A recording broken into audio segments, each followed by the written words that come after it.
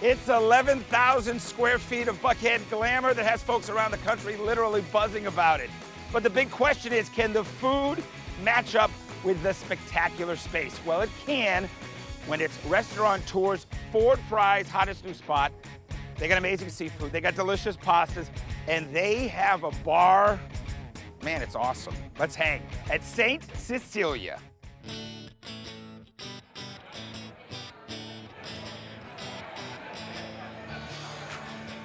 St. Cecilia is a seafood-driven European coastal restaurant. Everything fits within that concept. The wine program does, the food. We get the freshest ingredients we can, obviously using a lot of local farmers. It's the best contemporary Italian food in town and some of the best contemporary Italian food in the country.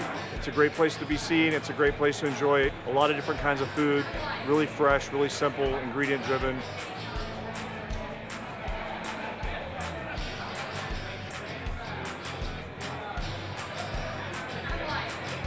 You've got so much energy.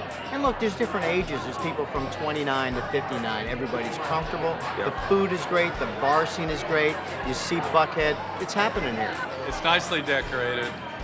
It's very contemporary. It just has a nice vibe to it. It feels open and fun, and it's great. It feels very Buckhead.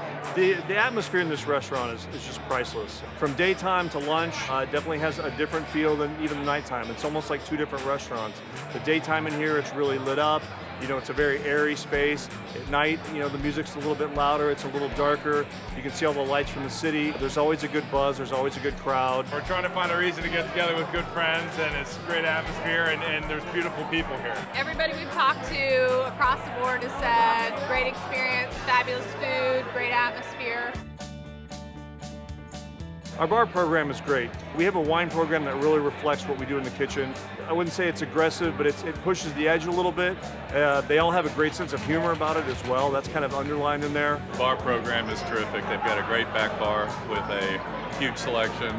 I think it's probably the best craft bar in Atlanta. I'm really into cocktails, and I noticed that the selection at the bar, the alcohol, the liquor, the bitters, they were really fantastic. The wine menu's really well thought out.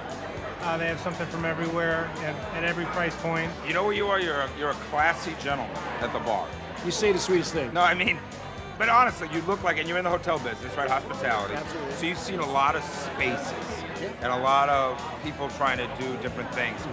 What about this space that really is special? You know, it's open, it's inviting. Yeah. The atmosphere is amazing here. I love it. The restaurant space was kind of an iconic space that had sat empty for a couple of years. It's 11,000 square feet.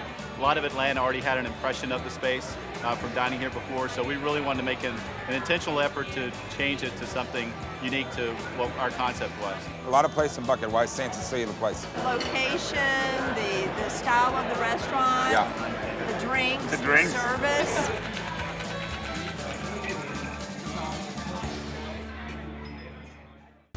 When we come back, we're in the kitchen with Chef Craig Richards for the one dish you'll find on virtually every table, charred octopus.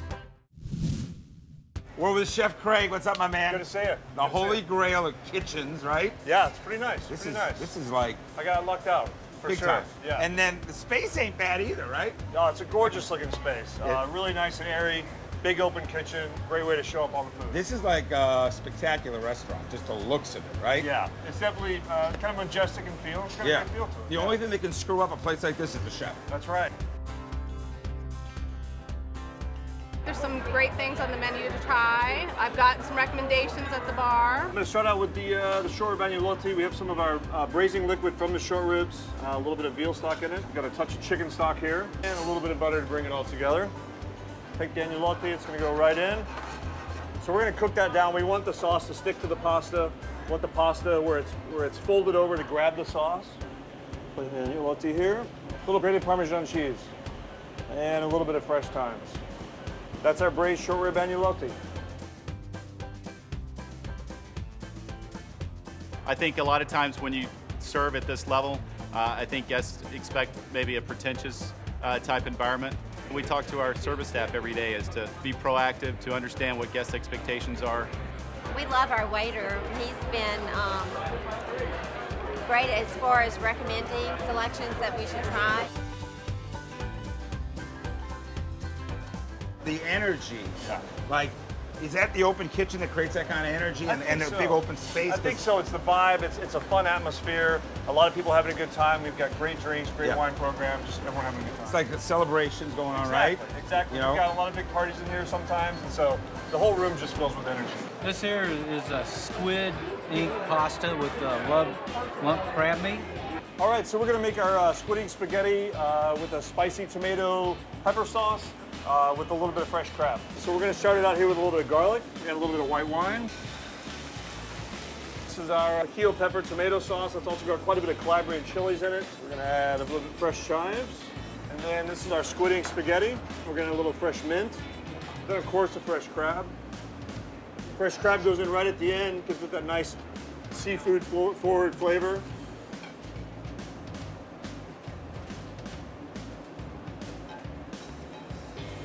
And that's our squid ink spaghetti with crab, chilies, and batarga. The octopus was terrific, grilled and tender and perfectly done. Let's make octopus happen. Okay. All right? So we've got some octopus here that we sous vide. We cook it really slowly. And then after it's cooked for about 6 hours, just throw it on the grill there. What's the key flavor? I mean, the flavor, why do people love octopus? It's so hot.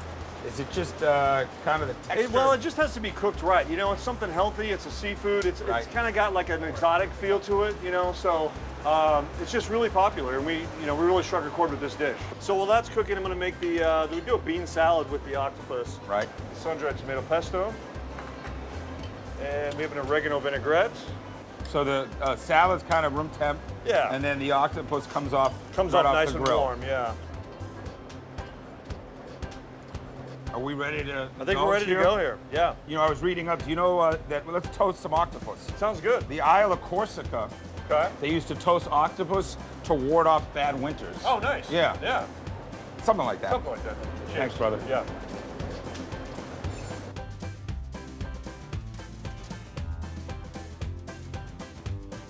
Thanks for letting me into your dojo. Of course, no problem. All right, so party of 8 Saturday night. Yeah. 8 o'clock. We can make right that. there, right? Sure, of course, no problem. Great to see you.